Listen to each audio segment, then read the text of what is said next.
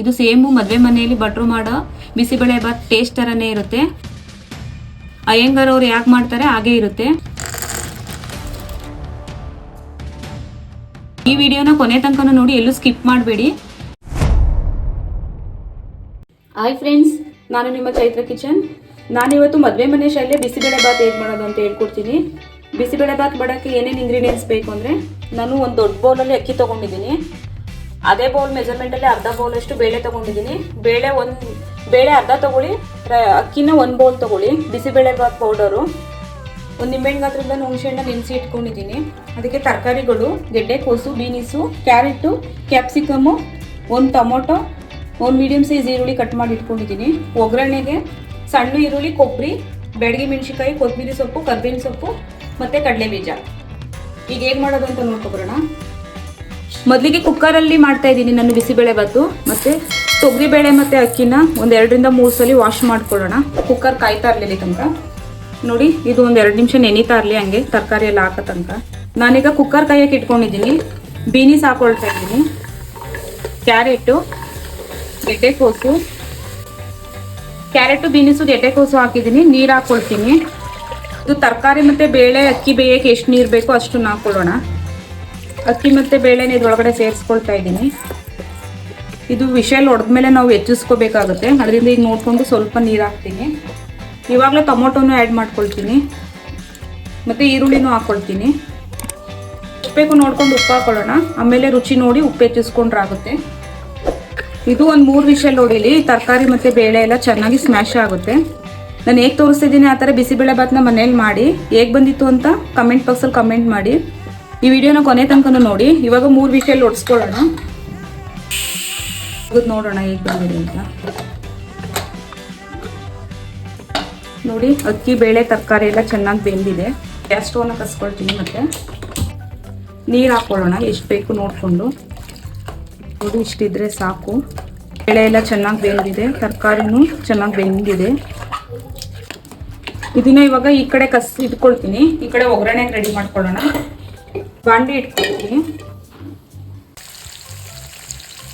ಸಾರಿ, video ಕಟ್ಟಾಗಿದೆ. ನಾನು ಒಗ್ಗರಣೆಗೆ ಸಾಂಬಾರು ಈರುಳ್ಳಿ ಮತ್ತು ದಪ್ಪಮೆಣಸಿನ್ಕಾಯಿ, ಕಡಲೆ ಬೀಜ ಒಗ್ಗರಣೆಗೆ ಹಾಕೊಂಡಿದ್ದೀನಿ. ಇದು ಎಣ್ಣೆಯಲ್ಲಿ ಚೆನ್ನಾಗಿ ಫ್ರೈ ಆಗಲಿ. ಇದು ಫ್ರೈ ಆಗಿದೆ. ಇವಾಗ ಬ್ಯಾಡಗಿ ಮೆಣಸಿನ್ಕಾಯಿ ಸೇರಿಸ್ಕೊಳ್ತಾ ಇದ್ದೀನಿ. ಮತ್ತು ಕೊಬ್ಬರಿನೂ ಹಾಕೊಳ್ತಾ ಇದ್ದೀನಿ. ಕೊಬ್ಬರಿ ಹಾಕೋದ್ರಿಂದ ಬಿಸಿಬೇಳೆ ಬಾತು ಚೆನ್ನಾಗಿ ಬರುತ್ತೆ. ಸೇಮ್ ಹೋಟೆಲ್ ಥರ ಘಮ ಅಂತ ಇರುತ್ತೆ. ಇವಾಗ ಕರ್ಬೇವಿನ ಸೊಪ್ಪನ್ನು ಹಾಕೊಳ್ತೀನಿ. ಇದೆಲ್ಲ ಒಂದು 2 ನಿಮಿಷ ಎಣ್ಣೆಯಲ್ಲಿ ಚೆನ್ನಾಗಿ ಫ್ರೈ ಆಗಲಿ. ನೀವು ಸಾಂಬಾರು ಈರುಳ್ಳಿನ ಬೇಕಾದರೆ ಬೇಯಕ್ಕೆ ಸೊಪ್ಪು ಒಗ್ಗರಣೆ ತರಕಾರಿ ಬೇಯಕ್ಕೆ ಹಾಕ್ತೀವಲ್ಲ, ಅವಾಗ ಬೇಕಾದ್ರೆ ಹಾಕೋಬೋದು.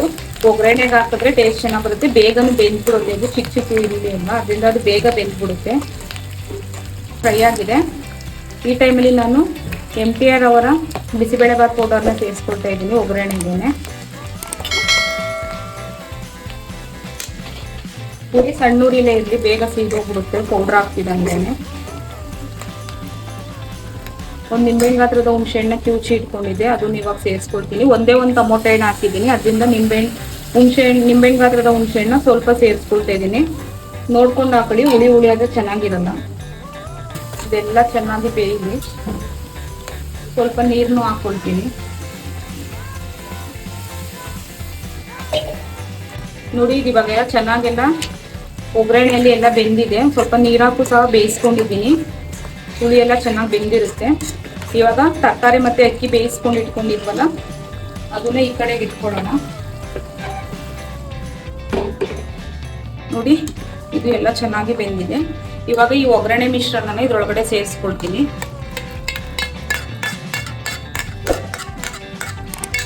ಇದಕ್ಕೂ ಸ್ವಲ್ಪ ನೀರು ಹಾಕಿ ಇದೆಲ್ಲ ಇದ್ರೊಳಗಡೆ ಹಾಕ್ಬಿಡೋಣ. ಲಾಸ್ಟಲ್ಲಿ ಕೊತ್ತಂಬರಿ ಸೊಪ್ಪನ್ನ ಸೇರಿಸ್ಕೊಳ್ತೀನಿ. ನೋಡಿದ್ರಲ್ಲ ಎಷ್ಟು ಈಸಿಯಾಗಿ ಮದುವೆ ಮನೆ ಶೈಲಿಯ ಬಿಸಿಬೇಳೆ ಬಾತ್ ಹೇಗೆ ಮಾಡೋದು ಅಂತ. ಉಪ್ಪು, ಖಾರ, ಹುಳಿ ಎಲ್ಲ ಪರ್ಫೆಕ್ಟ್ ಆಗಿದೆ.